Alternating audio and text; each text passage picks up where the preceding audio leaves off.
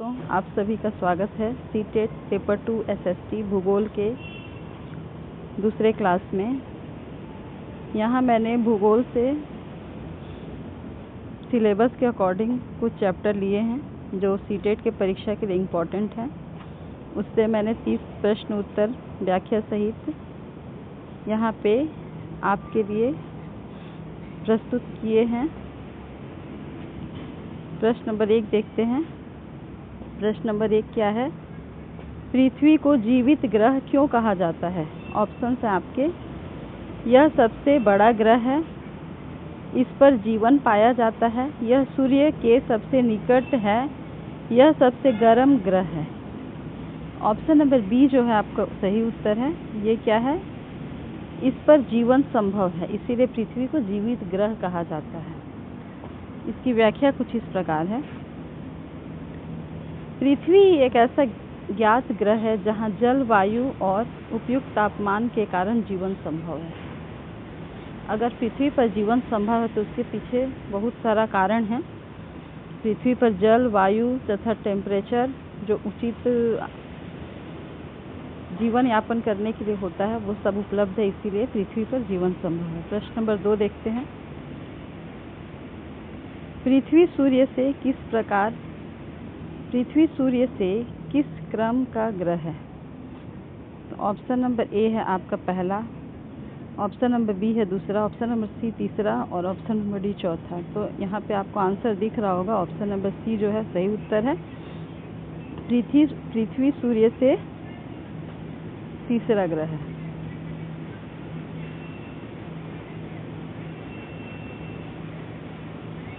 व्याख्या कुछ इस प्रकार है। बुध, शुक्र और पृथ्वी तीसरे स्थान पर हैं। प्रश्न नंबर 3 देखते हैं। निम्नलिखित में से कौन सा ग्रह प्रातः तारा एवं सायंकाल तारा कहलाता है? तो ऑप्शन है आपके बुध, शुक्र, मंगल, शनि। तो शुक्र ग्रह जो है वो प्रातः तारा और सायंकाल तारा कहलाता है। चलिए, ऑप्शन नंबर बी जो है आपका सही उत्तर है। इसकी व्याख्या देख लेते हैं। शुक्र सबसे अधिक चमकीला ग्रह है, इसीलिए इसे मॉर्निंग स्टार और इवनिंग स्टार कहा जाता है। सूर्य जो है वो सबसे चमकीला ग्रह है, शुक्र जो है सबसे चमकीला ग्रह है, इसीलिए उसको मॉर्निंग स्टार और इवनिंग स्टार कहा जाता है। चलिए आगे चलते हैं। प्रश्न नंबर 4 देखते हैं। सौर मंडल में कुल कितने ग्रह हैं? ऑप्शन आपके कुछ इस प्रकार है। 7, 8, 9, 10। तो ऑप्शन नंबर बी जो है आपका सही उत्तर है। सौर मंडल में कुल कितने ग्रह हैं? 8 ग्रह हैं। व्याख्या कुछ इस प्रकार है। 2006 में प्लूटो को बौना ग्रह घोषित किया गया, इसलिए अब 8 ग्रह ही माने जाते हैं। ठीक है, एक ठो प्लूटो भी था लेकिन वो क्या हुआ कि धीरे धीरे विलुप्त हो गया। प्रश्न नंबर 5 देखते हैं। किस ग्रह के चारों ओर सबसे स्पष्ट वलय पाया जाता है? ऑप्शन है आपके मंगल, शनि, पृथ्वी और बुध। तो ऑप्शन नंबर बी जो है आपका सही उत्तर है। शनि ग्रह के चारों तरफ वलय पाया जाता है। व्याख्या कुछ इस प्रकार है। शनि अपने सुंदर वलयों के लिए प्रसिद्ध है। ठीक है, जो शनि ग्रह होता है उसके चारों तरफ गोल घेरा सफेद रंग का पाया जाता है। प्रश्न नंबर 6 देखते हैं। पृथ्वी के घूर्णन की दिशा क्या है? प्रश्न नंबर 6 क्या है? पृथ्वी मतलब किस दिशा में घूमता है? तो ऑप्शन है आपका उत्तर से दक्षिण, पश्चिम से पूर्व, पूर्व से पश्चिम और दक्षिण से उत्तर। तो ऑप्शन नंबर बी जो है आपका सही उत्तर है। पश्चिम से पूर्व। पृथ्वी कैसे घूमता है? पश्चिम से पूर्व की दिशा में घूमता है। इसकी व्याख्या देख लेते हैं। व्याख्या कुछ इस प्रकार है। इसी कारण सूर्य जो है पूर्व में उगता हुआ दिखाई देता है। पृथ्वी जो है वो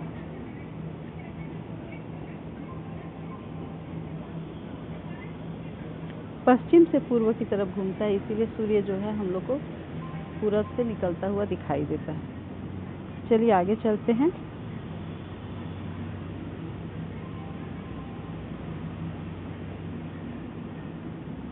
प्रश्न नंबर 7 देखते हैं। पृथ्वी के घूर्णन का परिणाम क्या होता है? पृथ्वी के घूर्णन के कारण ही दिन और रात होता है। ऑप्शन क्या है? ऋतु परिवर्तन होता है, दिन और रात होता है, वर्ष का निर्माण होता है, ग्रहण होता है। तो पृथ्वी के घूमने के कारण दिन और रात होता है। ऑप्शन नंबर बी जो है आपका सही उत्तर है। चलिए आगे चलते हैं, व्याख्या देख लेते हैं। पृथ्वी अपनी धुरी पर घूमता है जिससे दिन और रात होता है। बीच बीच में मैंने व्याख्या इसीलिए डाला है क्योंकि आजकल सीटेट में असेशन और रीजन से बहुत सारे प्रश्न पूछे जाते हैं। तो अगर आपको थोड़ा बहुत डिटेल एक्सप्लेनेशन पता होगा तो आप पढ़ के अपने प्रश्न को हल कर सकते हैं। तो कृपया ध्यान से देखें। चलिए आगे बढ़ते हैं।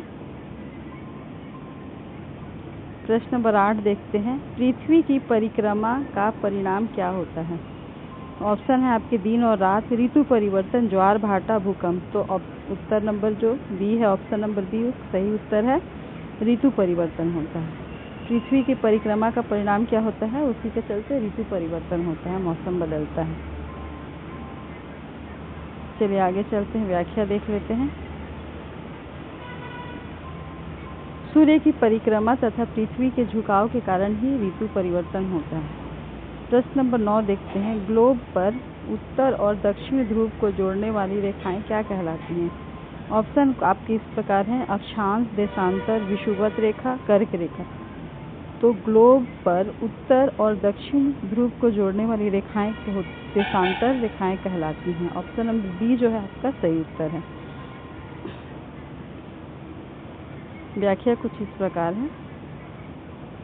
देशांतर रेखाएं ध्रुव से ध्रुव तक जाती है। जो देशांतर रेखाएं होती हैं वो ध्रुव से ध्रुव तक जाती हैं। चलिए आगे बढ़ते हैं। प्रश्न नंबर 10 देखते हैं। विषुवत रेखा पृथ्वी को किन दो भागों में बांटती है?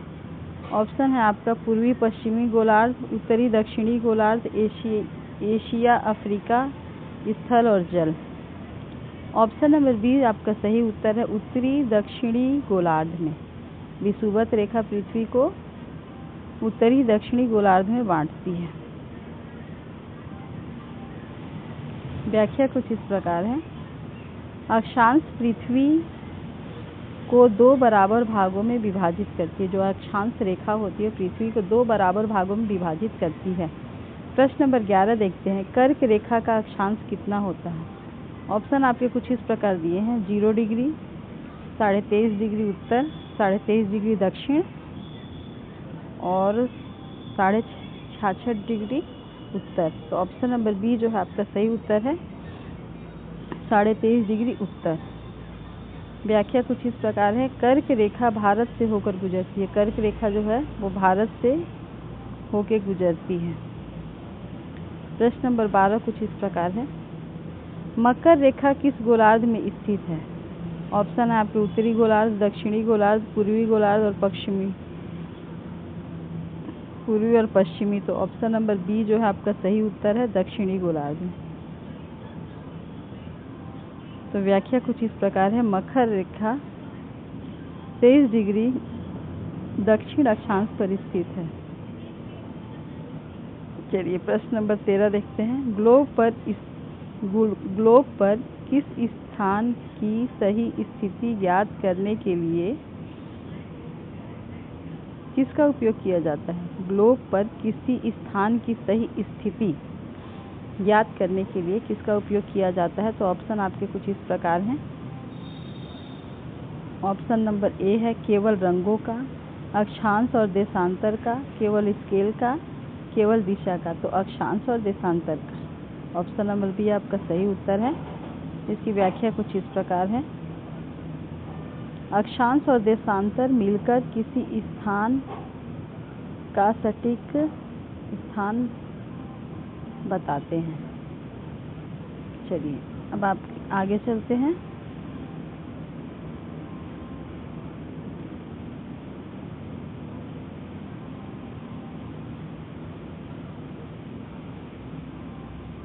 प्रश्न नंबर 14 देखते हैं। भारत का मानक समय किस देशांतर पर आधारित है? ऑप्शन है आपके 0 डिग्री, 82.5 डिग्री पूर्व, 90 डिग्री पूर्व, 45 डिग्री पूर्व। तो ऑप्शन नंबर बी आपका सही उत्तर है, 82.5 डिग्री पूर्व। व्याख्या कुछ इस प्रकार है। यह देशांतर उत्तर प्रदेश के मिर्ज़ापुर के पास से होकर गुजरती है। देशांतर रेखा जो है उत्तर प्रदेश के मिर्ज़ापुर से होकर गुजरती है। प्रश्न नंबर 15 देखते हैं। मानचित्र पर उत्तर दिशा सामान्यतः कहाँ दिखाई जाती है? ऑप्शन है आपके नीचे, दाएं, ऊपर और बाएं। तो उत्तर दिशा ऊपर की ओर दिखाई जाती है मानचित्र में। ऑप्शन नंबर बी जो है आपका सही उत्तर है। चलिए आगे चलते हैं, व्याख्या देख लेते हैं। अधिकांश मानचित्रों में उत्तर ऊपर की ओर दर्शाया जाता है। प्रश्न नंबर 16 देखते हैं। निम्न में से कौन सा लघु मापनी स्मॉल स्केल मानचित्र का उदाहरण है? ऑप्शन है आपके गांव का मानचित्र, विश्व का मानचित्र, विद्यालय का मानचित्र, खेत का मानचित्र। तो ऑप्शन नंबर बी जो है आपका सही उत्तर है, विश्व का मानचित्र। चलिए इसकी व्याख्या देख लेते हैं। बड़े क्षेत्रों को छोटे आकार से दिखाने के लिए लघु मापनी का प्रयोग किया जाता है। प्रश्न नंबर 17 देखते हैं। बड़े पैमाने का मानचित्र किसके लिए उपयोग करता है? ऑप्शन है आपके पूरे विश्व के लिए, छोटे क्षेत्रों का विस्तृत अध्ययन, केवल महासागरों के लिए, केवल ग्रहों के लिए। तो छोटे क्षेत्रों का विस्तृत अध्ययन मतलब छोटे क्षेत्र को देखने के लिए बड़े पैमाने का उपयोग किया जाता है और बड़े क्षेत्रों को देखने के लिए छोटे पैमाने का उपयोग किया जाता है।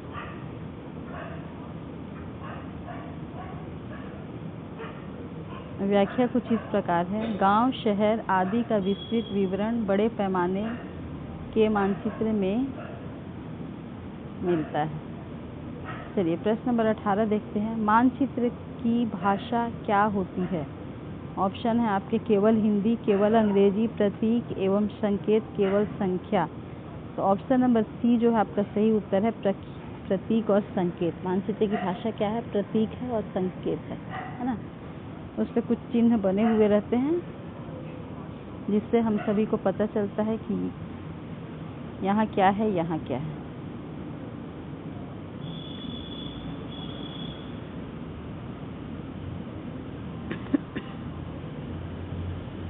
व्याख्या देख लेते हैं। प्रतीकों के माध्यम से मानचित्र सभी देशों में समझे जा सकते हैं। प्रश्न नंबर 19। थीमेटिक मानचित्र किसे दर्शाते हैं? केवल सड़कें, किसी एक विशेष विषय को, और केवल नदियों को, केवल पर्वतों को। तो जो थीमेटिक मानचित्र है वो किसी एक विशेष विषय को दर्शाते हैं। ठीक है, ऑप्शन नंबर बी जो है आपका सही उत्तर है। चलिए आगे चलते हैं, व्याख्या देख लेते हैं। जैसे वर्षा, जनसंख्या, मिट्टी या वनस्पति का मानचित्र। प्रश्न नंबर 20 देखते हैं। भौतिक मानचित्र में क्या दर्शाया जाता है? राज्य की सीमाएं, प्राकृतिक स्थल रूप, चुनाव क्षेत्र, रेल मार्ग। तो भौतिक मानचित्र में प्राकृतिक स्थल रूप दर्शाया जाता है। चलिए आगे चलते हैं, ऑप्शन नंबर बी उसका सही उत्तर है। व्याख्या देख लेते हैं। पर्वत, मैदान, पठार और नदियाँ भौतिक मानचित्र में दर्शाई जाती हैं। राजनीतिक मानचित्र में क्या दिखाया जाता है? ऑप्शन है आपके पर्वत, देश, राज्य एवं उनकी सीमाएं, वर्षा, मिट्टी। जैसे कि प्रश्न पढ़ने से ही आपको समझ में आ रहा होगा ऑप्शन देख के कि उत्तर कौन सा है। ऑप्शन नंबर बी आपका सही उत्तर है, देश, राज्य और उनकी सीमाएं। चलिए आगे बढ़ते हैं, व्याख्या देख लेते हैं। प्रशासनिक सीमाएं राजनीतिक मानचित्र का मुख्य भाग है। प्रश्न नंबर 22 देखते हैं। पृथ्वी के सबसे निकट तारा कौन सा है? ऑप्शन है आपके ध्रुव तारा, सूर्य, सीरियस और है आपका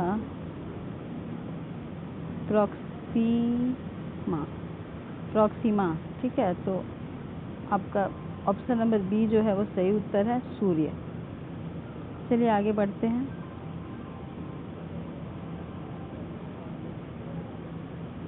व्याख्या देख लेते हैं। सूर्य पृथ्वी का सबसे निकट का तारा है। सूर्य क्या है? एक तारा है।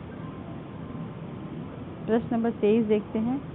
ध्रुव तारा किस दिशा की पहचान में सहायक होता है? दक्षिण, उत्तर, पूर्व, पश्चिम। तो ध्रुव तारा जो है उत्तर दिशा की पहचान में सहायक होता है। ऑप्शन नंबर बी जो है आपका सही उत्तर है। चलिए आगे चलते हैं, व्याख्या देख लेते हैं। प्राचीन समय में यात्री ध्रुव तारे से उत्तर दिशा पहचानते थे। प्राचीन समय में घड़ी नहीं होता था, तो उस समय यात्री जो थे कुछ निशान से समय का पता लगाते थे। ठीक है, पृथ्वी पर सबसे अधिक क्षेत्र किससे ढका है? पर्वत से, जल से, वन से, मरुस्थल से। तो आप सभी को पता होगा कि पृथ्वी पर सबसे ज़्यादा प्रतिशत पानी है, तो पृथ्वी जो है उसका सबसे अधिक क्षेत्र पानी से ढका है, जल से ढका है। ठीक है, ऑप्शन नंबर बी इसका सही उत्तर है। व्याख्या कुछ इस प्रकार है। लगभग 71% भाग जल और 29% भाग स्थल है। प्रश्न नंबर 25। कौन सा ग्रह सबसे गर्म है? बुध, शुक्र, मंगल, बृहस्पति। तो शुक्र ग्रह जो है वो सबसे गर्म ग्रह है।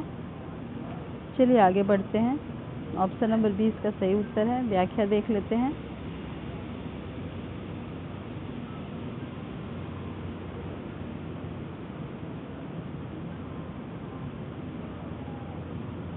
व्याख्या कुछ इस प्रकार है। घने कार्बन डाइऑक्साइड वातावरण के कारण शुक्र सबसे गर्म ग्रह है। कार्बन डाइऑक्साइड के कारण जो शुक्र जो है वो सबसे गर्म ग्रह है।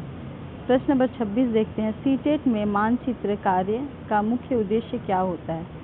ऑप्शन है आपका केवल रटना, स्थानीय समझ विकसित करना, चित्र बनाना, रंग भरना। तो ऑप्शन बी जो है आपका सही उत्तर है, स्थानिक समझ विकसित करना। व्याख्या देख लेते हैं। विद्यार्थियों में दिशा, दूरी और स्थान की समझ विकसित करना। प्रश्न नंबर 27 क्या है? ग्लोब का सबसे बड़ा लाभ क्या है? तो ऑप्शन है आपके इसे मोड़ सकते हैं, पृथ्वी का सही आकार दिखता है, इसमें रंग नहीं भर सकते, यह कागज का बना होता है। तो ऑप्शन जो है बी है आपका सही उत्तर। पृथ्वी का सही आकार दिखता है। ग्लोब पर क्या दिखता है? पृथ्वी का जो सही आकार है वो दिखता है। ऑप्शन नंबर बी उसके सही उत्तर है। व्याख्या कुछ इस प्रकार है। ग्लोब पृथ्वी का त्रिविमीय एवं अपेक्षाकृत सही मंडल है। पृथ्वी का कैसा है? त्रिविमीय मंडल है,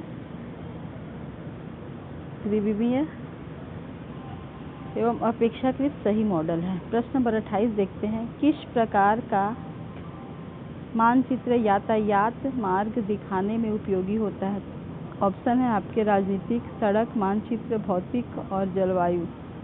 तो क्वेश्चन पढ़ने से आपको आंसर समझ में आ रहा होगा। सड़क मानचित्र, यातायात में सड़क का ही संबंध होता है, सड़क मानचित्र इसका सही उत्तर है। ऑप्शन नंबर बी आपका सही उत्तर है। चलिए आगे चलते हैं, व्याख्या देख लेते हैं। सड़क, रेल और परिवहन मार्गों को दर्शाने के लिए विशेष मानचित्र बनाया जाता है। प्रश्न नंबर 29 देखते हैं। NCERT के अनुसार भूगोल का अध्ययन क्यों महत्वपूर्ण है?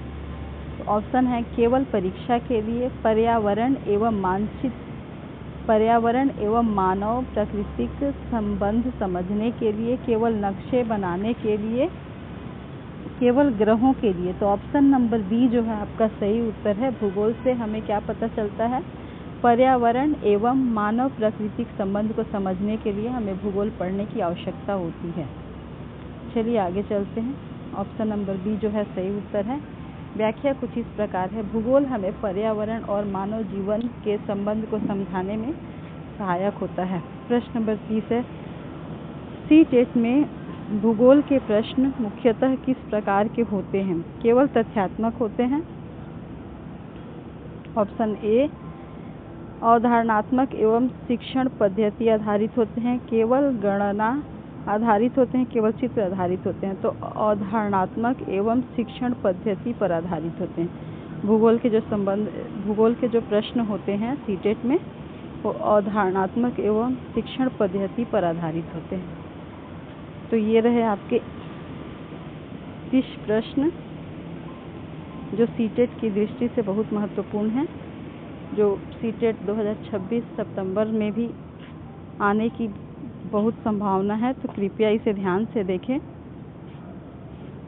अगर मेरा वीडियो आप सभी को पसंद आता है तो कृपया लाइक, शेयर एंड सब्सक्राइब करें, मेरे चैनल को प्यार दें। और आपको किस टॉपिक पे वीडियो चाहिए कृपया बताइए। Thank you for watching my video.